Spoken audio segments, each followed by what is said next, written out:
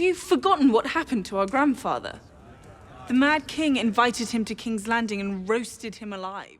Hey everybody, it's Charlie. So a really cool thing happened this past week. George R. R. Martin released a new excerpt from the book that's being released this November that sort of foreshadows what's happening when Daenerys goes to the north with Jon Snow at the beginning of season 8. So we gotta break it down. It's also some really cool history. We'll all be able to read about it in November because the book will actually be pretty big. I will do giveaways for that when we get a little bit closer, but until then I'm still doing that season 1 4K Blu-ray giveaway. All you have to do to enter is be a subscriber and leave a comment on the video.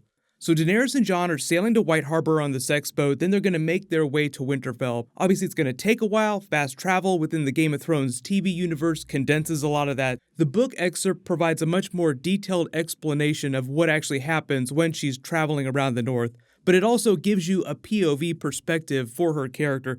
So it's sort of like getting a Daenerys POV as she's traveling around the north, meeting all these people, meeting the Starks from the time. Now this is happening 58 years after Aegon's conquest, so it's almost 250 years before what's happening on the TV show during season 8, so long time ago. But there's some funny references to what happens when she tries to fly her dragon north of the wall and what the Starks of the time are like. Very different from the Starks of today, so you'll notice some very familiar personality types. Quick recap though, Queen Alysanne, the reason why she shares a lot in common with Daenerys is because she's sort of reigning during a time after a really bad period and a really bad king. So what happened is Aegon the Conqueror had two sons who were both kings. The first one, King Aenys I, was a weak king. He had a bunch of children, amongst them Jaehaerys I, who would eventually become king and marry his younger sister, Alysanne. So again, remember, Targaryen's wedding brother to sister, but they're the grandchildren of Aegon the Conqueror. He married both of his sisters, so sister wiving is still very popular at that time.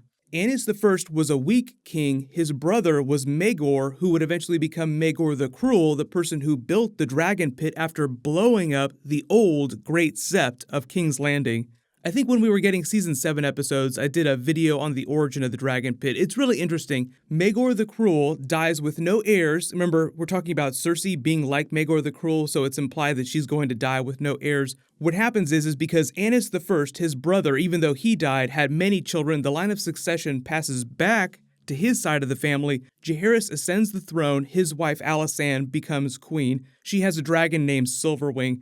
None of the kings of Westeros since Aegon the Conqueror have visited the north, so they figure that it's time that they go and check and make sure everyone's doing okay and sort of glad hand with the Starks, who are still wardens of the north, obviously. At the last minute, her husband King Jaehaerys is called to mediate this dispute, so she ends up going by herself. So she takes a boat to White Harbor along with her dragons and her retinue, so she gets this big reception from the Manderleys at White Harbor. They throw this big feast, everybody loves her, it's great.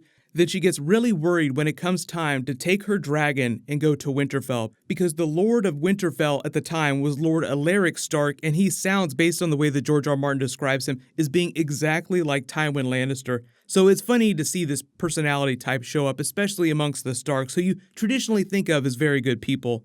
But I'll just read this part of the excerpt because it's actually pretty funny. So it says, after taking her leave of White Harbor, the Queen's retinue sailed up the White Knife to its rapids, then proceeded overland to Winterfell, whilst Alysanne herself flew ahead on Silverwing. The warmth of her reception at White Harbor was not duplicated at the ancient seat of the kings in the north, where Alaric Stark and his sons alone emerged to greet her when her dragon landed before the castle gates. Lord Alaric had a flinty reputation, a hard man, people said, stern and unforgiving, tight-fisted, almost to the point of being humorless, joyless, and cold. Even Lord Manderley, who was his bannerman, had not disagreed. Stark was well respected in the north, he said, but not loved. Lord Manderley's fool had put it elsewise. Methinks Lord Alaric had not moved his bowels since he was 12. So they're basically just saying that the Lord of Winterfell at the time, the Stark, was a total asshole, very much in the vein of Tywin Lannister.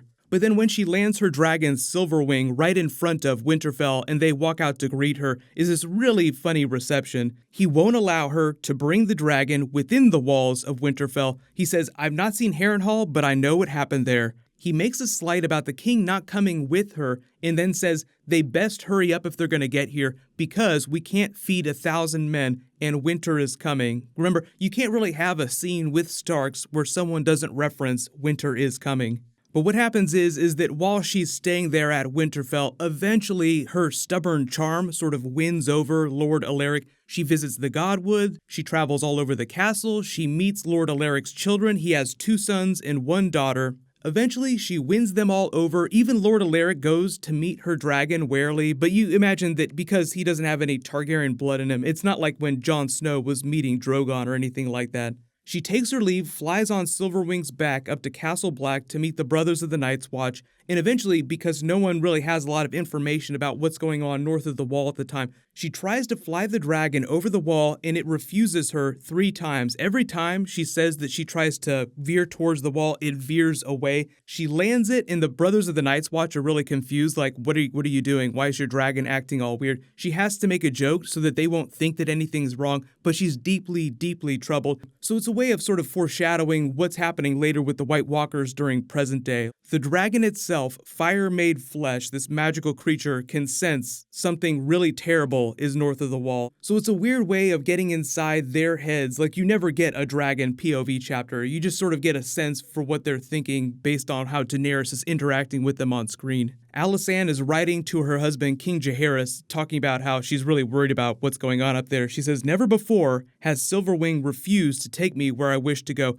I laughed about it when I came down again, so the Black Brothers would not realize anything was amiss. But it troubled me then, and it troubles me still." So this book is actually coming out in November. You'll be able to buy it. It's basically the history of the Targaryen family, starting with Aegon the Conqueror's children. So you get Maegor the Cruel, you get Jaehaerys and Queen Alysanne, but it's supposed to be a 2-part book, and I assume that part 2 will take us relatively close to present day. But Martin already said that part 2 isn't going to be released till way, way down the future, because all the material that he's collected in this book is stuff that he created while he was writing the main novels. So it's like a bunch of deleted scenes that he's collected and turned into another book. So it sort of gives you a preview for what it's going to be like for Jon and Daenerys, particularly Daenerys, when they land in the north, because she's never been there. In the north, remembers particularly that the Mad King, Daenerys' father, killed the former Lord of Winterfell back at the beginning of Robert's Rebellion, or one of the premier events that led to Robert's Rebellion.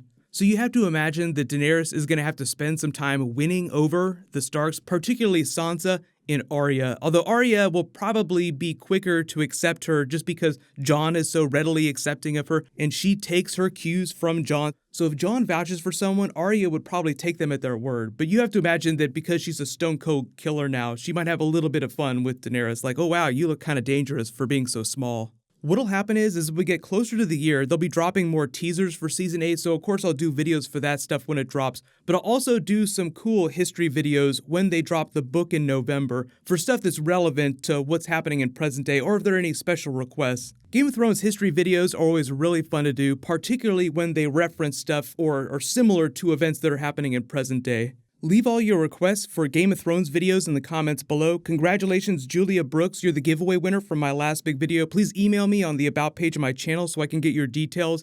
Click here to learn all about the early Season 8 release date, and click here to watch George R. R. Martin talk about the prequels, the main series finale, and Winds of Winter. Thank you so much for watching. Everybody stay awesome. I'll see you guys tonight.